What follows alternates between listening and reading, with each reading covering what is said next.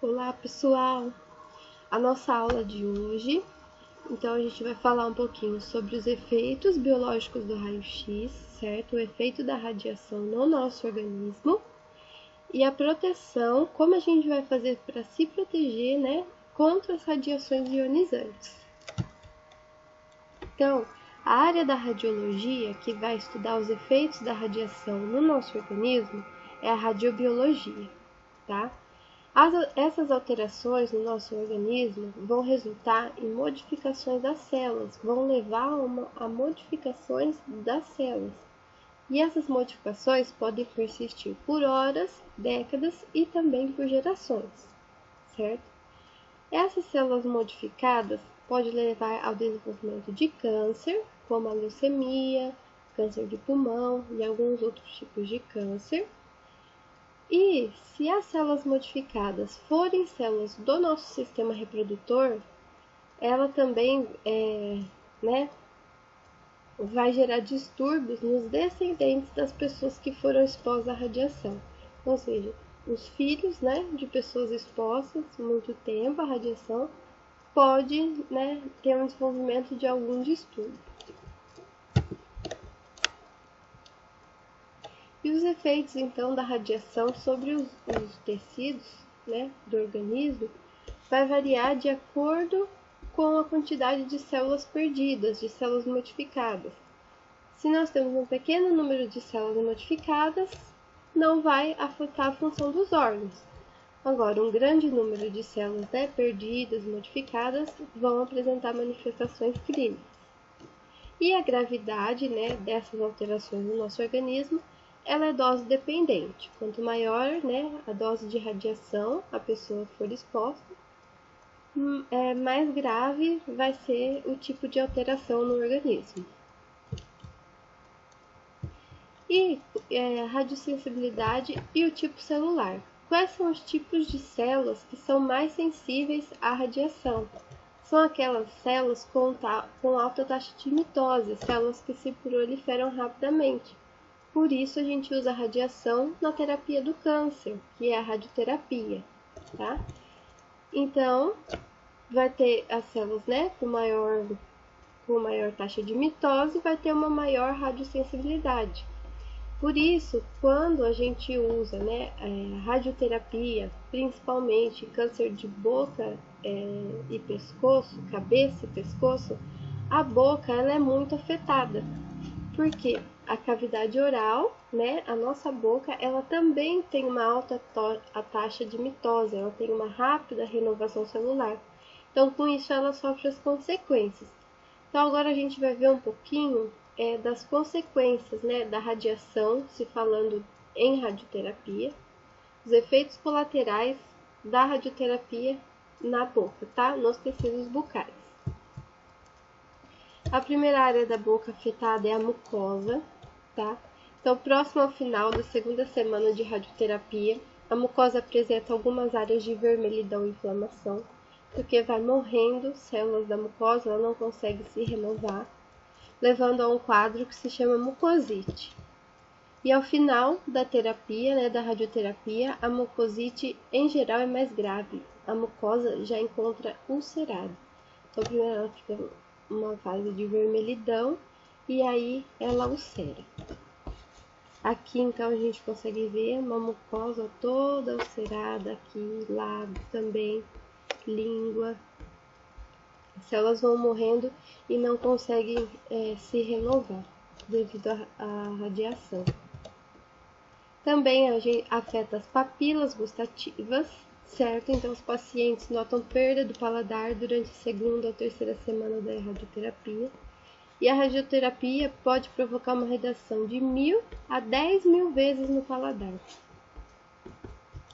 Então, aqui, as papilas gustativas do salgado, o doce, o azedo nas laterais, o amargo no fundo. Então, pode levar uma redução de até 10.000 vezes no paladar, além da boca toda machucada. Outra área também afetada pela radiação, pela radioterapia, são as glândulas salivares, onde é produzida a nossa saliva, certo? A glândula parótida, aqui na frente da orelha. a glândula submandibular bem aqui no ângulo da mandíbula, aqui embaixo, e a sublingual que fica embaixo da língua. Então, ela vai reduzir a secreção de saliva, tornando a boca seca, certo? Alterando então na deglutição, né? Dificultando a deglutição, porque a gente já estudou, né, a importância da saliva na hora de formar o bolo alimentar. Lá nos molares, os molares amassam o alimento e junto com a saliva vai formando o bolo alimentar para ficar, né, facilitar a digestão lá no estômago. Então a gente tem uma, né, dificuldade então na deglutição e também o próprio alimento acaba machucando ali o trato digestivo, tornando doloroso. E também, né, as famosas cáries de radiação, também por conta da saliva. Se eu não tenho saliva, a saliva ela tem um papel fundamental na limpeza dos dentes.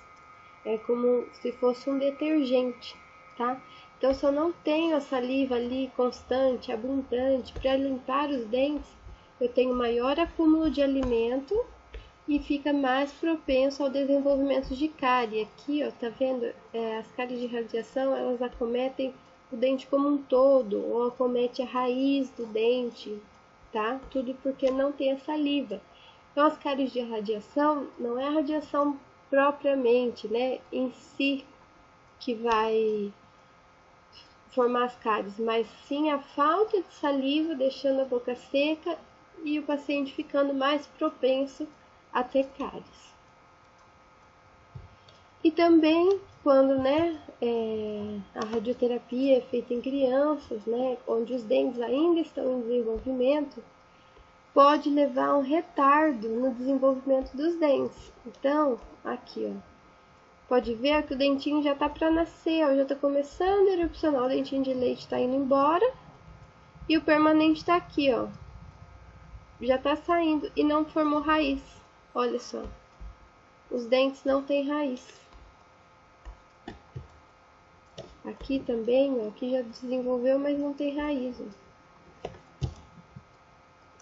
E também os ossos, ocorre uma diminuição da vascularização óssea, o que fica também mais suscetível, né, à infecção por micro-organismos, levando a um processo de úlcera e necrose do osso, chamado de osteoradionecrose. E pacientes em tratamento radioterápico podem ser radiografados? Sim, podem, pois a quantidade de radiação adicional ela vai ser insignificante quando a gente comparar ela à quantidade recebida durante o tratamento das radiografias. Mas, se possível, deve-se evitar a realização das radiografias nos primeiros 6 meses, para, né, assim, dar tempo da mucosa se recuperar, da mucosa que foi afetada conseguir se recuperar. E no nosso dia a dia, como então a gente vai fazer, né, uma proteção contra essas radiações ionizantes? Quais são os limites de dosagem? Quanto de radiografia que o meu paciente pode ser exposto? Não há um limite que define essa exposição do paciente ou a quantidade de radiação que ele pode receber ao realizar o exame. Por quê? Porque essas exposições são feitas intencionalmente e para o benefício do paciente, certo? Então, a quantidade de radiação que ele vai receber é pequena, perto do benefício que o paciente vai ter com a gente tendo um correto diagnóstico, tá? Aqui eu estou falando agora das radiações, né, que a gente usa no nosso dia a dia. Então, como que é feita a proteção do paciente? A radiografia deve ser realizada apenas com uma indicação, não ficar radiografando à toa, certo? Evitar radiografias desnecessárias. Usar filmes que possuam sensores rápidos para diminuir então o tempo de exposição do paciente. Radiografar com paciência e atenção para não errar a técnica, porque toda vez que eu erro a técnica, eu tenho que repetir a radiografia e eu estou expondo cada vez mais o meu paciente. Além disso, deve ser então utilizado os aventais de chumbo, certo? Para minimizar a exposição do paciente. Pois não importa quão baixa seja a dose, algum efeito pode ser resultante da exposição. Com o avental de chumbo, e com a proteção da tireoide, a gente consegue ter uma proteção da tireoide de até 92% e uma proteção das gônadas de até 98%. E como que a gente vai fazer uma proteção da equipe, certo? Uma proteção nossa, propriamente dita, que vamos estar lá tirando o raio-x do paciente. Então, no meio odontológico, deve-se usar a proteção por barreira, certo? Que é você ir atrás de alguma barreira para acionar, para expor o paciente. E essa barreira deve conter uma janela de vidro com chumbo, para que a gente consiga, para que o operador, nós conseguimos visualizar o paciente, ver se o paciente não se mexeu e tudo mais durante, quando é feita a exposição. E paredes de gesso, certo, são adequadas para serem utilizadas como barreira em consultório médico.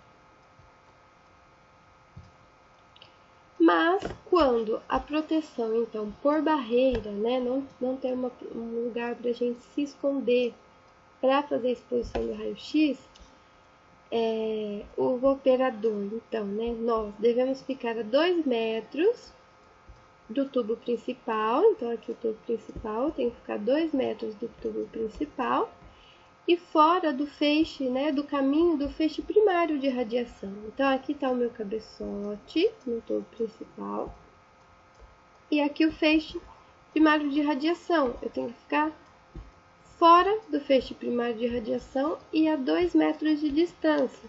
Por que esses 2 metros? Porque existe a radiação secundária, que eu creio que vocês estudaram isso. Então, aí eu ficando fora do feixe de radiação e a 2 metros de distância do cabeçote, eu fico fora também dos feixes de radiação secundária, tá bom?